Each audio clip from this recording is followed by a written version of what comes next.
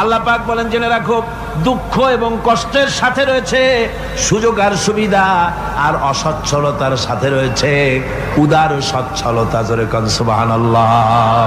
কাজে ভয় পাওয়ার কারণ নাই, হতাশ হওয়ার কারণ নাই। গুনাহ করেছো, হতাশ হয়ো না। যুবকদের গুনাহ করা স্বাভাবিক। ইউনিভার্সিটির ছাত্র, কলেজের ছাত্র, প্রফেসর, শিক্ষক, অফিসার ঘুষ খেয়েছেন, জিনা করা হয়েছে, মদ খাওয়া হয়েছে, মিথ্যা কথা বলা হয়েছে, যাই কিছু করেন না কেন ভয় পাওয়ার কারণ নাই, নিরাশ হওয়ার কোনো দরকার নাই। আল্লাহ পাক ডেকে বলেছেন, কুল ইয়া ইবাদিয়াল্লাযীনা আসরাফু আলা আনফুসিহিম লা তাকনাতু মির রাহমাতিল্লাহ। আমার আল্লাহ বলেন, ও নবী আপনি শুনায় দেন, হে আল্লাহর বান্দারা, তোমরা যারা নিজেদের উপরে বাড়াবাড়ি করেছো, নিজেদের উপরে জুলুম করেছো, অত্যাচার করেছো, আমি আল্লাহর রহমত থেকে নিরাশ হয়ে যেও না। মানুষ যদি অপরাধ করে, বাপের সাথে অপরাধ করেছে, মায়ের সাথে অপরাধ করেছে, মা বাবা সন্তানের চাইতে এত বড় কল্যাণকামী তো আর কেউ নাই, কিন্তু মা বাবা কোনোদিন বলে না আয় আমার ছেলে তোরে মাফ করে দেই, এরকম বলে নাকি? মন চায় ছেলে যদি মাপ চাইতো, খুশি হয়ে মাফ করে দিতাম, কিন্তু কেন যে আসে না, ডাকে না যে আয় মাফ করে দেই। মা বাপ আপনাকে এত ভালোবাসে, সেই মা বাপও আপনাকে বলে না যে আয় মাফ করে দেই। আমার আল্লাহ হচ্ছেন এমন আল্লাহ, আল্লাহ রাব্বুল আলামিন ডাকেন, এ বান্দা খুন করেছিস ফিরে আয়, জিনা করেছিস ফিরে আয়, হত্যা করেছিস ফিরে আয়, চুরি করেছিস ফিরে আয়, কুফরি করেছিস ফিরে আয়, সুদ খেয়েছিস, ঘুষ খেয়েছিস, মদ খেয়েছিস ফিরে আয়, এসে আমার দরবারে চোখের পানি ফেল, আমার দরবারে কাঁদাকাটি কর।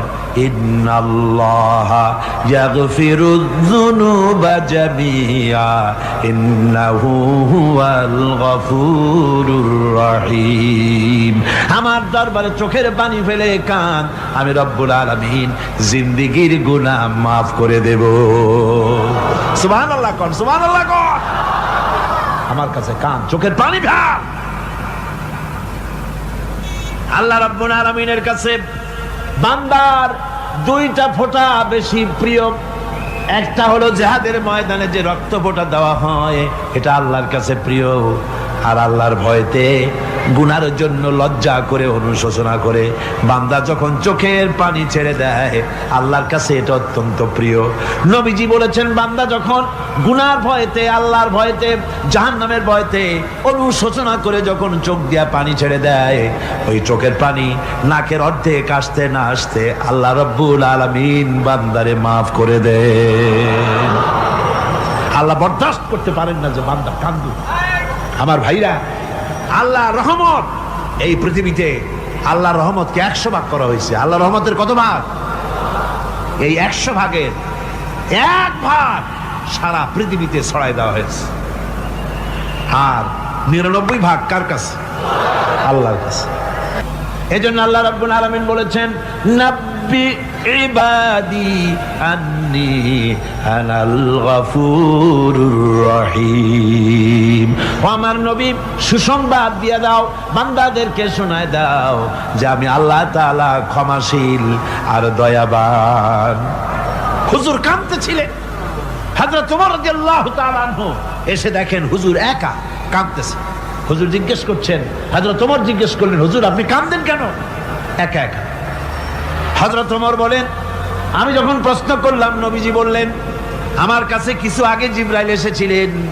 জিবরাইল এসে আমাকে বললেন, আল্লাহ পাক বলেছেন, হে আমার নবী, ইসলামের ভিতরে থেকে যে সমস্ত মানুষগুলো ইসলামের ভিতরে থেকে চুল আর দাড়ি পাকায় দিছে, কিয়ামতের দিন এই লোকগুলারে আমি শাস্তি দিতে আমার শরম হবে। হযরত ওমর বলেন, হুজুর উম্মতের জন্য কত বড় খোশ খবর এটা, আর আপনি কাঁদতেছেন। হুজুর বলেন, ওমর তুমি জানো না, আমার কান্নার কারণ ভিন্ন।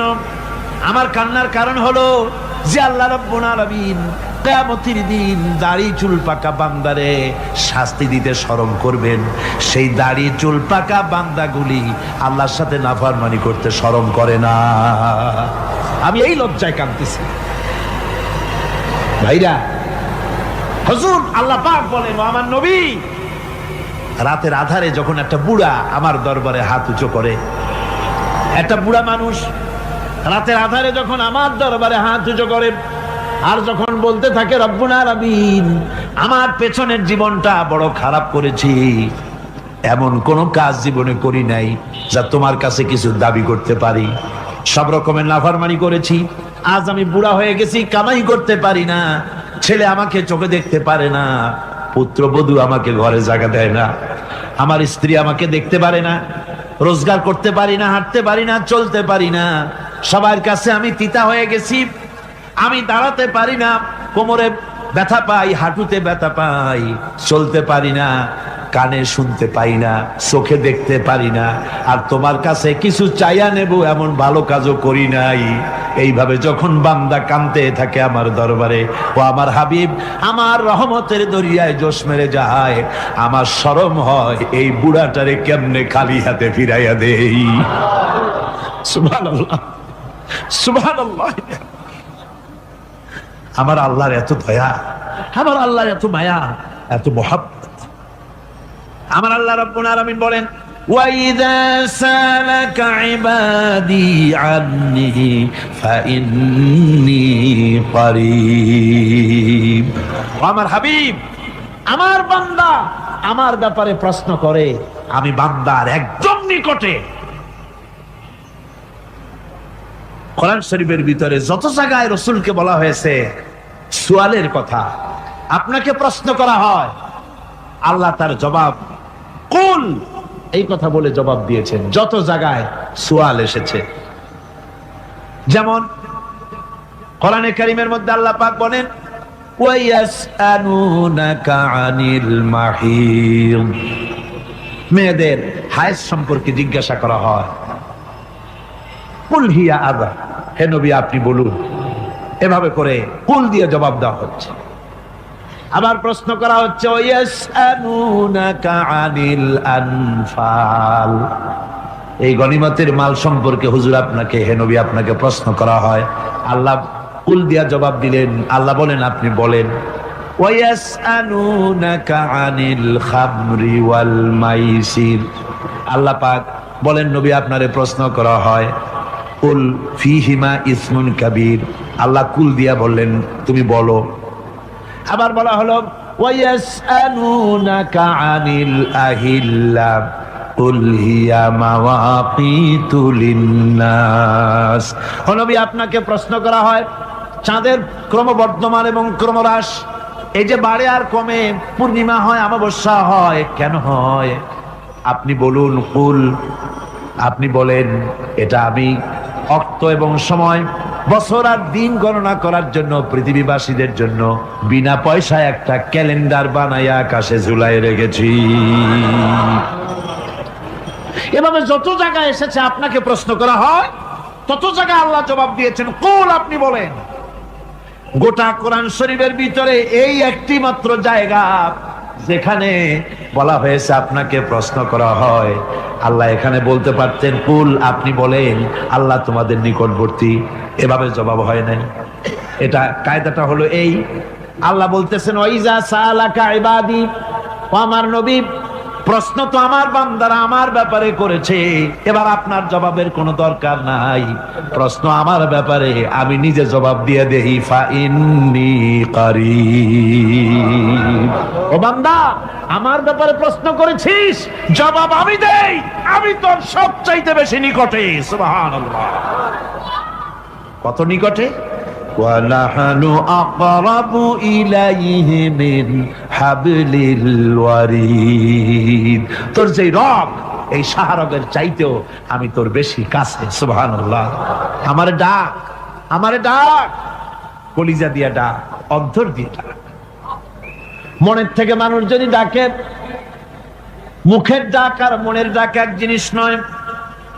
দিল সে জুবাত নিকলতি হ্যায়, असर रखती है, पर नहीं मगर ताकते परवाज रखती है। দিল থেকে যে কথা বেরোয় তা প্রভাব বিস্তার করে, ডানা নাই কিন্তু ওড়ার ক্ষমতা রাখে। মনের কথাই ভিন্ন। মন থেকে, দিল থেকে, কলিজা থেকে, অন্তরের গভীর কন্দর থেকে মুহাব্বতের সাথে কেউ যদি একবার বলে আল্লাহ, আল্লাহ রাব্বুল আলামিন বলেন অন্তরের অন্তঃস্থল থেকে একটি বার যদি বান্দা বলেন আল্লাহ, আল্লাহ বলেন 70 বার সাড়া দিয়া জিজ্ঞেস করি বান্দা কি চাও, আমি তোমার কাছে আসি। সুবহানাল্লাহ, আমি তোর একদম কাছে, কি চাস বল, বল আমার কাছে। এমন দয়াবান, এমন মেহেরবান, এমন আল্লাহ আমাদের। সে আল্লাহ রাব্বুল আলামিন তিনি বলছেন وَقَالَ رَبُّكُمْ উদউনি আস্তাজিব লাকুম, তোমাদের রব বলেছেন আমারে ডাকো, আমি আল্লাহ ডাকের সাড়া দিয়া দেব। সুবহানাল্লাহ। কারে ডাকতে হবে? কারে ডাকতে হবে? এই বিশাল জনসমুদ্র একটুকে চিল্লা কোন কারে ডাকতে হবে? কোন পীর সাহেবকে নয়, আল্লাহর কসম কোন খাজা বাবাকে নয়, ডাকতে হবে কারে? চিল্লা কোন কারে? ওয়াকালা রাব্বুকুম উদউনি, তোমার রব তোমাকে বলতেছে আমারে ডাকো, আস্তাজিব লাকুম, আমারে ডাকবে আমি সাড়া দিয়ে দেব। সুবহানাল্লাহ। আল্লাহকে ডাকেন, কি চাই আপনার বলেন, কি চাই? আল্লাহর কাছে চান, আল্লাহ দিয়ে দিবে। দেওয়ার জায়গা আল্লাহর কাছে চাইবেন, আল্লাহ দিবেন। দেওয়ার জায়গা, চাওয়ার জায়গা হলো সেজদায় পড়ে যাবেন। আমার ভাইয়েরা জায়গাটা চিনায় দিলাম। মাজারে যাওয়া লাগবে না, কবরে যাওয়া লাগবে না। 2 রাকাত নামাজ পড়ে সেজদায় পড়ে গিয়া যত বিপদ আছে, মুসিবত আছে, সেজদার মধ্যে চোখের পানি ছেড়ে দেন আর কেন্দে কেন্দে জীবনের কথা বলেন। আল্লাহ রাব্বুল আলামিন আপনার আওয়াজ শুনবেন আর দোয়া কবুল করে নিবেন। কাঁদতে হবে আল্লাহর কাছে। কার কাছে? আল্লাহর কাছে। আল্লাহর প্রতি আপনি পূর্ব পশ্চিমে কতবার মুখ ঘোরালেন, এটাই কিন্তু আপনার আসল সৎ কাজ নয়। আসল সৎ কাজ হলো আল্লাহর প্রতি ঈমান আনা। এই ঈমানের ব্যাপারে 3টা দিন আমরা পার করে দিলাম, এখনো কথা শেষ হয় নাই। আল্লাহর প্রতি ঈমান আনলে পরে যে উপকারটা হবে 5ম নম্বরে, সেটা হলো কঠোর এবং কঠিন বিপদের ভিতরে বান্দার ভিতরে অবিচলতা এবং ধৈর্যের সৃষ্টি হয়ে যাবে। আলহামদুলিল্লাহ। কঠিন বিপদ মুসিবত আসলে পরে সে অবিচল থাকবে। সারা দুনিয়ার বিপদ আপদ, শত্রুতা, দুঃখ, কষ্ট, মুসিবত, জুলুম, নির্যাতন সবকিছু পাহাড়ের মতো উঁচু হয়ে তাকে ঘিরে ফেলবে, কিন্তু তাকে এক চুলও নাড়াতে পারবে না। কবি বলতেছেন সাথে জাকা রহা হ্যায় আসল সে তা ইমরোজ, সাথে জাকা রহা হ্যায় আসল সে তা ইমরোজ, চরাগে মুস্তফাবি সে শরারে বুলাবিস।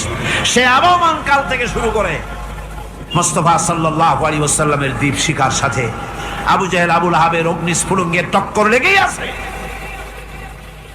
রাসূলুল্লাহর আল্লাহর দেওয়া এই বিধান, এই দ্বীনের বাতিটা টিম টিম করে চলেছে।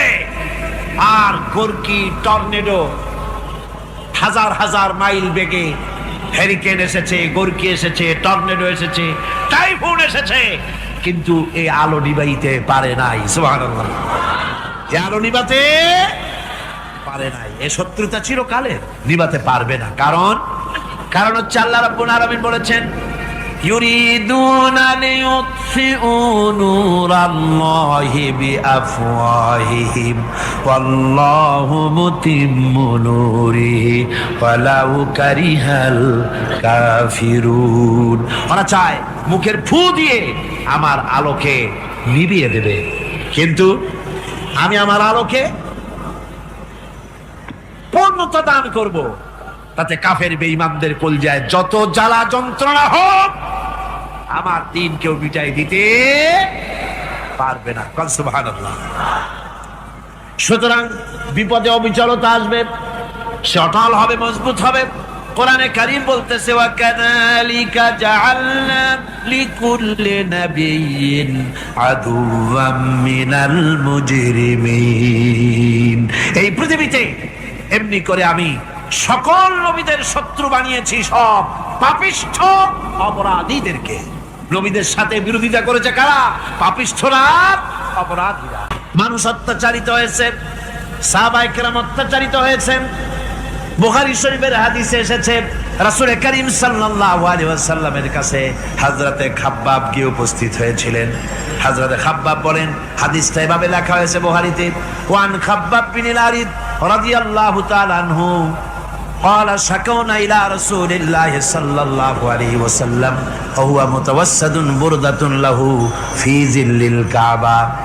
রাসূলুল্লাহর কাছে গেলাম, কাবা শরীফের কাছে গিয়ে দেখি নবীজি একটা চাদর গায়ে দিয়ে তিনি আরাম ফরমাচ্ছিলেন কাবা শরীফের ছায়ায়। সেখানে গিয়ে বললাম, আলা তাস্তানসিরু লানা আলা তাদউ লানা ইয়া রাসূলুল্লাহ, হে আল্লাহর রাসূল, আপনি কি আমাদের জন্য আল্লাহর কাছে দোয়া চাইবেন না? আপনি কি আল্লাহর কাছে আমাদের জন্য সাহায্য চাইবেন না? আমাদের লোকগুলিকে, মুসলমানগুলিকে মারতে মারতে তো শেষ করে ফেলে দিল। তারা আমাদের সুমাইয়াকে মারলো, আমাদের খাব্বাবকে উটের সাথে পায়ের দড়ি লাগায় টানলো, আমাদের খোবায়েবকে তারা আগুনের উপরে চিৎ করে শোয়ায় রাখলো, না খায় রাখতেছে, মারতেছে, কষ্টে তো শেষ হয়ে গেলাম। হুজুর, আপনি কি আমাদের জন্য দোয়া করবেন না? হাদিস শরীফে এসেছে নবীজি উঠে বসলেন সোজা হয়ে। নবীজি বলেন, ও আমার সাহাবী, ও খাব্বাব, শোনো, তোমাদের আগে এই পৃথিবীতে যারা দ্বীনের দাওয়াত দিতে এসেছিলেন তাদেরকে সমকালীন রাষ্ট্রশক্তি, সমাজ শক্তি তাদেরকে ধরতো। ফায়ুখাজুর রাজুলু, তাদেরকে তারা ধরতো। ফায়ুহফারু লাহু ফিল আরদ, আর তার জন্য জমিনের ভিতরে কবর বানাইতো। ওই কবর ফায়ুজালু ফিহা, ওই কবরের ভিতরে তাকে কোমর পর্যন্ত গেড়ে দিত। সুম্মা ইউতা বিল মানশার, এরপরে করাত আনতো। ফায়ুদাউ আলা রাসিহি, এরপরে ওই করাত তার মাথার উপরে রাখতো। ফায়ুজালু নিসফাইন, এরপরে করাত দিয়া চিরে জীবিত মানুষটারে দ্বিখণ্ডিত করে ফেলে দিত। মা ইয়াসুদ্দুহু যালিকা আন দীনিহি। ও আমার খাব্বাব, এত কষ্ট দেওয়ার পরেও সেই যুগের কোন মুসলমানকে, দ্বীনের দায়ীদেরকে আল্লাহর দ্বীন থেকে এক চুলো তারা সরাই দিতে পারে নাই, এক চুলো সরাতে পারে নাই। ওয়াল্লাহি, ও খাব্বাব, আমি আমার আল্লাহর নামে কসম করে বলছি, লা ইউতাম্মান্নাল্লাহু হাযাল আমরা হাত্তা ইয়াসিরার রাকিবু মিন সানা ইলা হাযরামাউত। আমি কসম করে বলি, আল্লাহ রাব্বুল আলামিনের এই সানা থেকে হাজারামাত পর্যন্ত লোকেরা যাতায়াত করবে, সুন্দরী রমণীরা গমন করবে, সদাগরেরা যাতায়াত করবে, টাকা নিয়া পয়সা নিয়া যাতায়াত করবে। তাদের মনের মধ্যে লুটের ভয়, টাকার ভয়, চুরির ভয়, ডাকাতির ভয়, জেনার ভয়, হত্যার ভয়, ধর্ষণের ভয়, কোনো ভয় থাকবে না। লা ইয়াখাফু ইল্লাল্লাহ, আল্লাহ ছাড়া কোনো ভয় থাকবে না। এমন একটা সমাজ, এমন একটা সময় আসবে, ওয়ালাকিন্নাকুম তাস্তাজিলুন, অথচ খুব তাড়াহুড়ো তোমরা করতেছো। তাড়াহুড়ো করো না, সময় আসবে ইনশাআল্লাহ। আমার ভাইয়েরা, আমার বন্ধুগণ, কঠিন বিপদে অবিচলতা এবং ধৈর্যের দৃষ্টান্ত রেখে গেছেন আম্বিয়া আলাইহিমুস সালাম। সুবহানাল্লাহ। কঠিন বিপদে অবিচলতা, দৃঢ়তা, ধৈর্য কারে বলে, তার দৃষ্টান্ত কারা রেখেছেন? আম্বিয়া আলাইহিমুস সালাম। ওনারাই আমাদের আদর্শ, নবীরাই আদর্শ। সাহাবায়ে কেরাম রিদওয়ানুল্লাহ তাআলা আলাইহিম আজমাইন আমাদের আদর্শ। ভাইরা আমার, মুসা আলাইহিস সালামকে ফেরাউন যখন ঘিরে ফেলে দিল, কোরআনের সব কথা গল্প গুজবার ইতিহাসের জন্য লেখা হয় নাই।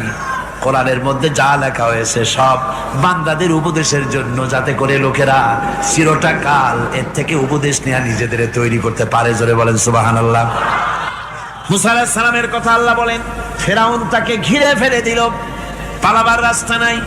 ফালাম্মা ترى الجمعان قال أصحاب موسى إنا لمدركون। মুসা আলাইহিস সালামের উম্মতরা বললেন, হে মুসা, পাকড়াও হয়ে গেছি, পালাবার রাস্তা নাই। তিন দিক থেকে আমাদেরকে ঘেরাও করেছে ফেরাউনের শক্তি। সামনে কি দরিয়া, আর তিন দিকে কি ঘেরাও আন্দোলন। পালাবার পথ নাই, পালাবার পথ নাই, সারাশি আক্রমণ, ঘেরাও আন্দোলন। মুসা আলাইহিস সালামকে ঘেরাও করে ফেলেছে, পালাবার উপায় নাই। একদিকে দরিয়া, তিন দিকে ফেরাউনের শক্তি। এই যে ঘেরাও টেরাও মানে নতুন তো না, ধর্মঘট নতুন না, পুরানা জিনিস। এই পৃথিবীতে সর্বপ্রথম ধর্মঘট কিসের উপরে হয়েছে জানেন? এই পৃথিবীর প্রথম ধর্মঘট হয়েছে পেঁয়াজ, রসুন আর ডাইলের উপরে।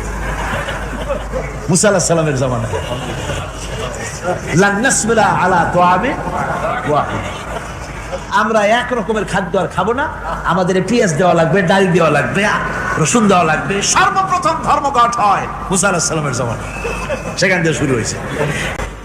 তিন দিক থেকে ঘেরাও হয়ে গেছে, পালাবার কোনো রাস্তা নেই। হযরতে মুসা আলাইহিস সালামের কাছে উম্মতেরা বললেন, পালাবার তো কোনো পথ নাই, এখন উপায়টা কি? আমাদের তো আর উপায় নাই। মুসা আলাইহিস সালাম দেখেন বিপদে পড়ে গেছেন, কিন্তু ধৈর্য হারান নাই, ভয় পান নাই। ভয় পাইছিলেন? ভয় পেয়েছেন? প্রশ্নই ওঠে না। মুসা আলাইহিস সালাম আল্লাহ পাক যাদেরকে বলেছেন উলুল আযম, রাসূল যাদের বলেছেন তার মধ্যে হযরত মুসা একজন উলুল আযম পয়গম্বর। চারটিখানি কথা না, আল্লাহ কথা বলছেন তার সাথে, কালিমুল্লাহ তিনি। সুবহানাল্লাহ। কর মুসা আলাইহিস সালাম শোনালেন, কাল্লা ইন্না মাইয়া রাব্বি সায়াহদিন। কখনো নয়, আমার উম্মতেরা ভয় পেও না, আমার রব অবশ্যই আমাকে পথ দেখাবে। সুবহানাল্লাহ। তিন দিক থেকে শত্রু, একদিকে দরিয়া, পালাবার কোন রাস্তা নাই। সেখানে দৃঢ়তার সাথে তিনি বলছেন, অবশ্যই আমার আল্লাহ আমারে পথ দেখাবে। সুবহানাল্লাহ। নবীরা এই দৃঢ়তা দেখিয়েছেন, অবিচলতা দেখাইছেন। আল্লাহ পাক মুসা আলাইহিস সালাম যখন এই দৃঢ়তা দেখালেন, এই অবিচলতা দেখালেন, সঙ্গে সঙ্গে জিবরাইল এসে হাজির হয়ে গেলেন। আল্লাহ পাক বলেন, ফাআওহাইনা ইলা মুসা আন আদরিব বিআসাকাল বাহরা ফানফালাকা ফাকানা কুল্লু ফিরকিন কাত্তাউদিল আযীম। মুসা আলাইহিস সালামকে আমি ওহী নাযিল করলাম, তাকে বললাম হাতে যে লাঠি আছে, এই লাঠি দিয়ে আঘাত করো দরিয়ার উপরে। দরিয়ার উপরে আঘাত করলেন, একটা রাস্তা হয় নাই, 12টা রাস্তা তৈরি হয়ে গেল। আর দেওয়ালগুলা পাহাড়ের মতো উঁচা হয়ে গেল। দরিয়ার ভিতরে পাহাড়ের মতো উঁচা, মজবুত 12টা রাস্তা। এবার মুসা আলাইহিস সালাম তার দলবল নিয়ে চললেন। আল্লাহ রাব্বুল আলামিন বলেন, ওয়া আনজাইনা মুসা ওয়া মান মাআহু আজমাইন। মুসা এবং তার সাথী সঙ্গীদেরকে আমি পার করে দিলাম। মুসা আলাইহিস সালাম এবং তার সাথী সঙ্গী নিয়ে যখন দরিয়ার মাঝখানে আসছে, ফেরাউন তার দলবল নিয়ে এসে গেছে। আসিয়া দেখে নদীর মধ্যে রাস্তা। বাবা, খুব তো কায়দা। ও মনে করছে ওর বাজানের তৈরি করা ডিস্ট্রিক্ট বোর্ডের রাস্তা। ওর লোকজন নিয়ে নেমে গেছে দরিয়ার ভিতরে। ও আসছে মাঝখানে, মুসা আলাইহিস সালাম চলে গেছে ওপার, দরিয়া পার। মাঝখানে যখন এসে গেল, আল্লাহ রাব্বুল আলামিন পানিকে অর্ডার করলেন কুন। আল্লাহর তো বটন টেপা লাগে না, মুখ দিয়া কোনো হুকুম করা লাগে না, শুধু বলেন কুন। যে ব্যাপারে কুন বলেন ফায়াকুন, সাথে সাথে হয়ে যায়। আল্লাহ বললেন কুন, আর অমনি রাস্তা বন্ধ হয়ে গেল। এবার তুফান শুরু হয়েছে নদীতে, ঢেউয়ের উপরে ঢেউ, মৌজুন কাল জিবাল, পাহাড়ের মতো উঁচু হয়ে হয়ে ঢেউ আসতেছে। দলবল ঘোড়া আর অস্ত্রপাতি যা ছিল সব মরিয়া শেষ। এবার ফেরাউন একা উপরে ওঠে আর নিচে নামে, পানি খেতে খেতে পেটের কাম সারা। জনমের খাওয়া খাইছে পানি, এখন জান যায়। বাঁচবার আর উপায় নাই, বাঁচবার আর উপায় নাই। ফেরাউন তার নিজের জীবন সম্পর্কে হতাশ হয়ে গেল। এবার ফেরাউন বলতেছে আমানতু আন্নাহু লা ইলাহা ইল্লাল্লাযী আমানাত বিহি বানু ইসরাঈল। আমি ঈমান আনলাম, আমি ঈমান আনলাম আল্লাহ ছাড়া কোনো ইলাহ নাই। ওই আল্লাহর উপর ঈমান আনলাম যে আল্লাহর উপরে ঈমান এনেছে বনি ইসরাঈলেরা। আল্লাহ যাতে ঠিক পায় যে কোন আল্লাহর উপর ঈমান আনছে। বনি ইসরাঈল আল্লাহর উপর ঈমান আনলাম। আল্লাহ এই তো মুসলমান হয়ে গেছি, এরপরও আমার সুবাও কেন? আল্লাহ রাব্বুল আলামিন জবাবে বলেন আল আন, এখন ওয়াকাদ আসাইতা ক্বাবলু ওয়া কুনতা মিনাল মুফসিদিন। এখন ঈমান আনার কথা বলছো, অথচ যুগের পর যুগ, বছরের পর বছর ধরে আমার মানুষের উপরে মন গড়া আইন চালায়েছো, আমার পয়গম্বরের সাথে বেয়াদবি করেছো। আজ তোমাকে আমি ছাড়ছি না, তোমাকে আজকে ছেড়ে দেব না, আমি তোমাকে মারব। আর সমস্ত প্রাণীগুলিকে, স্থলচর প্রাণীগুলিকে আল্লাহ পাক অর্ডার দিয়া দিলেন, এই ফেরাউনের লাশকে ডুবাবি না, পচাবি না, খাবি না। আল ইয়াউমা নুনাজ্জিকা বিবাদানিক, আমি তোমার শরীরে বাঁচায় দেব। পোকে খাবে না, পানিতে পচবে না, মাছে খাবে না, কুমিরে খাবে না, দুনিয়ার কোনো পশুতে খাবে না। আমি তোরে শুটকি বানাইয়া রাখবো, যাতে করে দুনিয়ার সমস্ত ফেরাউন যত যুগে যুগে আসে তোরে দেখে যেন হেদায়েত নিতে পারে। ফেরাউনকে আল্লাহ শুটকি বানায় রাখছে। আমি ফেরাউনদের লাশ দেখেছি ব্রিটিশ মিউজিয়ামে। ফেরাউন তো একটা না, অনেকগুলা। আসলটারে অবশ্য দেখিনি। ব্রিটিশ মিউজিয়ামে ওই ফেরাউনগুলার লাশ যখন অসুবিধা হয়, মমিগুলি, তখন ইংল্যান্ডে নিয়ে যায় চিকিৎসা করাবার জন্য। চোখ টোক আছে গর্তের ভিতরে, তারপরে চামড়া টামড়া হাড়ের সাথে মিশানো, ওইভাবে চেহারা দেখলে মনে হয় যে সত্যি ফেরাউনিগুলো। আর ব্রিটিশের কাম মিশর থেকে না আনছে এমন কোনো জিনিস নাই। তারা ময়ূর সিংহাসনের, শাহজাহানের ময়ূর সিংহাসনের ময়ূরের বাম চোখে কোহিনূর মণি লাগাইছিলেন। শাহজাহান ময়ূরের ডান চোখে কোহিনূর মণি লাগায় নাই। কোহিনূর মণির অনেক দাম, আমি দেখে এসেছি মণি। এখন সেটা কুইন এলিজাবেথের মুকুটের শোভা পাচ্ছে। সেই মণি এমনি বলে প্রবাদে ৭ রাজার ধন এক মানিক্য, বলেন এরকম, অনেক দাম। শাহজাহান দেখালেন আমি মুসলমান, আমার কাছে এটার দাম নাই, এই জন্য ময়ূরের ডান চোখে লাগালাম না, বাম চোখে লাগাই দিলাম। এইটারে চুরি করছে। টিপু সুলতানের তরবারিটা পর্যন্ত চুরি করেছে। আজ পর্যন্ত ব্রিটিশ মিউজিয়ামে টিপু সুলতানের তরবারিটা আছে, আমি তরবারিটা দেখে এসেছি। আমার বন্ধুগণ, বলতেছিলাম যে পৃথিবীতে আল্লাহ রাব্বুল আলামিন নবীরা তাদের চরিত্র দিয়ে বিপদের মোকাবেলা করে, দুনিয়ার সামনে কঠিন বিপদের মোকাবেলা করে অবিচলতা, দৃঢ়তা দেখায় গেছেন যে কেমন করে এই পৃথিবীতে বিপদের সামনে মোকাবেলা করতে হয়। ধৈর্য ধরতে হবে। বিপদ আসবে পাহাড় সমান হয়ে, আপনাকে ধৈর্য ধারণ করতে হবে সেভাবে বুক বেঁধে। যেহেতু এটা যদি বিশ্বাস হয় যে আমার কিসমতে যা আছে তার থেকে বেশি কিছু হবে না, তাহলেই আপনার ধৈর্য আসবে, ভয় পাবেন না। কথা ঠিক কিনা কন? এবারে হযরত হুদ আলাইহিস সালাম সম্পর্কে আল্লাহ রাব্বুল আলামিন বলেন, হযরতে হুদকে যখন ষড়যন্ত্র হলো কাফির বেঈমানেরা তাকে মেরে ফেলার জন্য, যখন সরকারি ষড়যন্ত্রে লিপ্ত হয়ে গেল, হযরতে হুদ সমাজের এই চ্যালেঞ্জের মোকাবেলা করলেন। হযরত হুদ বলেন, ফাকিদুনি জামিআন সুম্মা লা তুনজিরুন ইন্নী তাওয়াক্কালতু আলাল্লাহি রাব্বি ওয়া রাব্বিকুম। আমি, তোমরা তোমাদের ষড়যন্ত্র আমার বিরুদ্ধে যত পারো আমার বিরুদ্ধে ষড়যন্ত্র চালাও, এতটুকু আমার অবকাশ দিও না। আমি এমন আল্লাহর উপরে ভরসা করেছি যার হাতের ভিতরে তোমাদেরও জান আর আমারও জান। যা পারো তাই করো।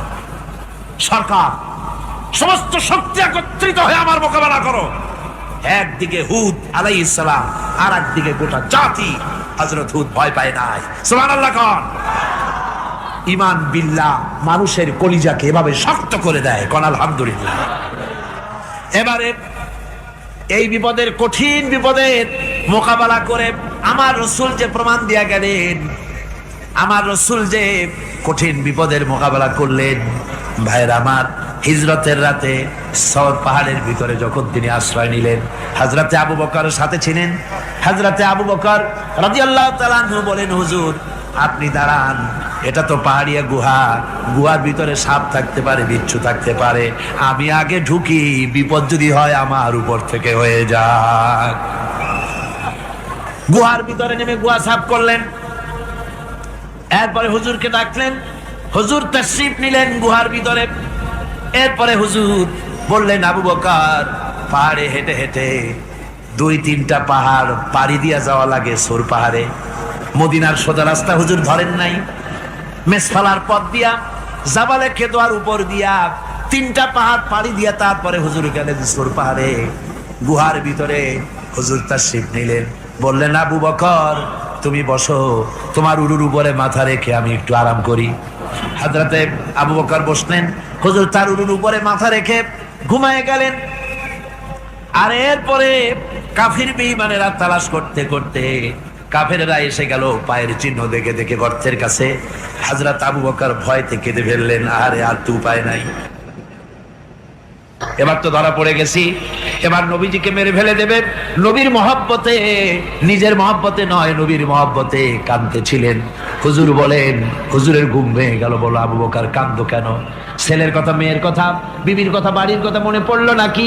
হযরত আবু বকর বলেন, ইয়া রাসূলুল্লাহ, আল্লাহর কসম করে বলি, যেদিন ঈমান এনেছি এই কলিজার ভিতরে মা বাপ, স্ত্রী, পুত্র, পরিজন, এমনকি আমার নিজের জীবনের চাইতে আপনারে বেশি ভালোবাসি।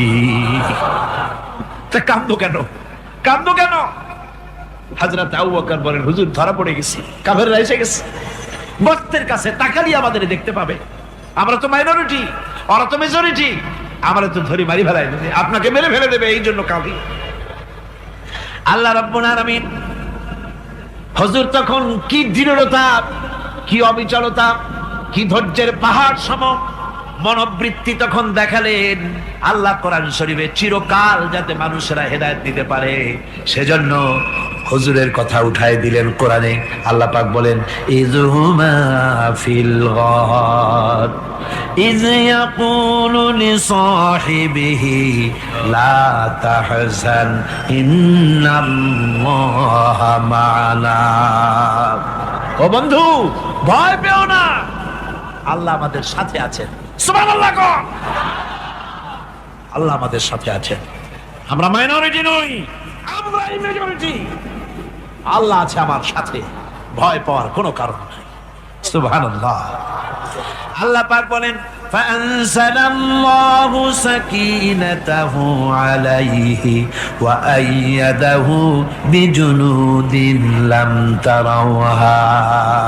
আমি এদের অন্তরের ভিতরে আমি শান্তি নাজিল করে দিলাম, প্রশান্তি দিয়া দিলাম, আর আমি সাহায্য করলাম, আর এমন সব সৈন্য পাঠায় দিলাম যে সৈন্যগুলি তোমরা দেখতে পাও নাই। সুবহানাল্লাহ ওয়া বিহামদিহি। ভাইরা আমার, রাসূল করিম সাল্লাল্লাহু আলাইহি সাল্লাম এই বিপদের মাঝে, চরম বিপদের মাঝে অবিচলতা, দৃঢ়তা, কঠিন আত্মনির্ভরতা দেখিয়েছেন। এগুলি হলো ঈমানের 5 নম্বরের উপকারিতা। আল্লাহর প্রতি ঈমান আনলে এভাবে পাহাড় সম ঈমান মজবুত হয়ে যায়।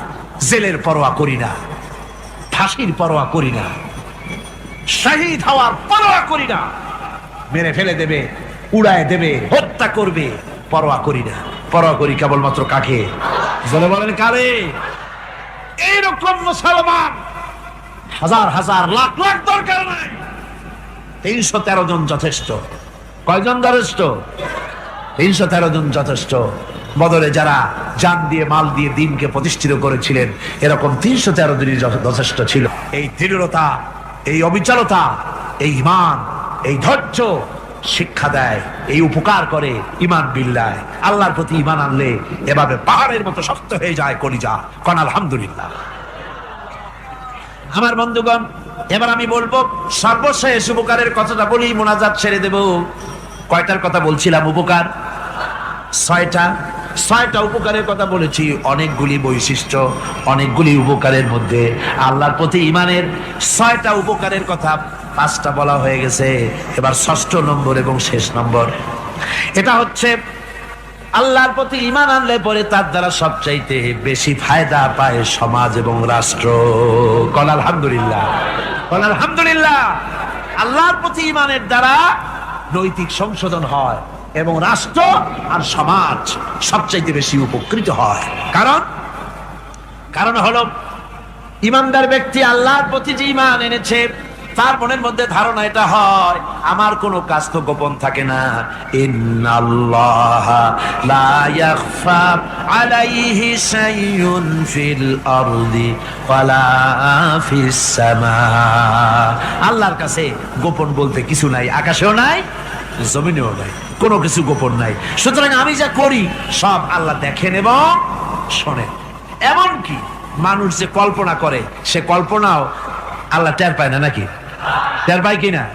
وَإِن تُبْدُوا مِنْ أَنفُسِكُمْ أَوْ تُخْفُوهُ يُحَاسِبْكُم بِهِ اللَّهُ। মনের ভিতরে যে কল্পনা করো, আল্লাহ পাক বলেন এই কল্পনারও হিসাব আমি রব্বুল আলামিন তোমার কাছ থেকে নেব।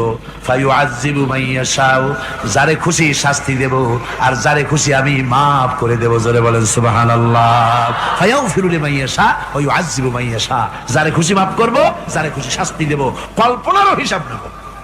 এই কথা মুমিনের যদি জানা থাকে তাহলে আর তার কোনো চিন্তা থাকে না, তার নৈতিক চরিত্র ভালো হয়ে যায়। কোন সুবহানাল্লাহ। আমার বন্ধুগণ, ঈমানদার লোক আল্লাহর প্রতি ঈমান আসলে পরে সমাজ উপকৃত হয়, রাষ্ট্র উপকৃত হয়ে যায়। যেহেতু বান্দা জানে আমি দায়িত্বহীন কোনো কথা বলতে পারবো না, দায়িত্বহীন কোনো কাজ করতে পারবো না। আল্লাহ পাক বলেছেন মা ইয়ালফিযু মিন কাউলিন ইল্লা লাদাইহি রাকীবুন আতীদ। বান্দা এমন কোনো কথা বলে না যে কথা আমার ফেরেশতারা রেকর্ড করে না রাখে। কাজী মুমিন ব্যক্তি আল্লাহর ভয়তে দায়িত্বহীন কথা বলবে না। নির্বাচন আসতে পরে রাস্তা সোনা দিয়ে বান্দায় দেব, এই করব সেই করব, না খাইয়া কেউ মরবেন না। আসে না নির্বাচনের সময় সেরাগালি বদনারা মঞ্চে দাঁড়িয়ে কত বড় বক্তৃতা করে, ভাইয়ের আমার, বোনের আমার, এবার আমার বোতল মার্কা বাক্স, আপনারা আমাকে ভোট দিয়ে দেশ এবং জাতির আরেকবার 12:30 বাজাইবার সুযোগ দিন। এবার ক্ষমতায় গেলে কেউ না খাইয়া মরবেন না, কিন্তু কি খাইয়া মরবে তাও বলেন। এর মারফতি অর্থ হচ্ছে এই, ওরা যদি ক্ষমতায় যেতে পারে তাহলে বিষ খাইয়া হোক, গুলি খাইয়া হোক, কিছু না কিছু খেয়ে মরতে হবে। একেবারে খালি পেটে মরলে গ্যাস্ট্রিক হওয়ার সম্ভাবনা আছে। ঈমান বিল্লাহ যদি না থাকে, আল্লাহর ভয় যদি না থাকে, তাহলে দায়িত্বহীন কথা বলে। আর আল্লাহর ভয় যদি থাকে তাহলে নৈতিকতার সংশোধন হয়ে যায়, দায়িত্বপূর্ণ কথা বলে, মানুষকে ফাঁকি দেয় না। আমার বন্ধুগণ, আল্লাহ রাব্বুল আলামিন তার বান্দা যারা আল্লাহকে ভয় করে, সে ভয় করা বান্দাগুলির মনের মধ্যেই চিন্তা এসে যায়, আমি যেখানে থাকি না কেন আল্লাহ আমাকে দেখতেছেন, শুনতেছেন। হযরত ওমর রাদিয়াল্লাহু তাআলা আনহু রাতের আধারে শেষ রাত্রে ঘুরতেছিলেন, দেখেন এক বাড়িতে কথা হচ্ছে, কথাবার্তার আওয়াজ পাওয়া যায়। মনে করলেন কোনো অসুখ বিসুখ নাকি। ঘরে গিয়ে কান পাচ্ছেন দেওয়ালের সাথে, শুনতে পাচ্ছেন ভিতরে বুড়ি মা তার মেয়েকে বলছে, এই মেয়ে ওঠ, উঠের দুধ দোয়াই নিয়ে আসছি, এর মধ্যে পানি মিশা, তারপর সকালে বাজারে নিয়ে যা। মেয়ে বলছে, মা এই কামটা আমি পারবো না। কেন পারবি না? হযরত ওমর ফরমান জারি করেছেন, দুধে পানি মিশাতে নিষেধ করেছে, কাজে এই কাজটা আমি পারবো না। আরে বেটি, আমিরুল মুমিনিন দেখ এখন কোথায় যাই ঘুমায় আছে, সে কি দেখতেছে নাকি যে পানি মিশাই না কি মিশাই? মেয়ে বলতেছে, মা আমিরুল মুমিনিনকে ফাঁকি দেওয়া যেতে পারে, তার পুলিশ বাহিনীকে ফাঁকি দেওয়া যেতে পারে, কিন্তু আল্লাহ রাব্বুল আলামিনের চোখকে ফাঁকি দেওয়া যাবে না।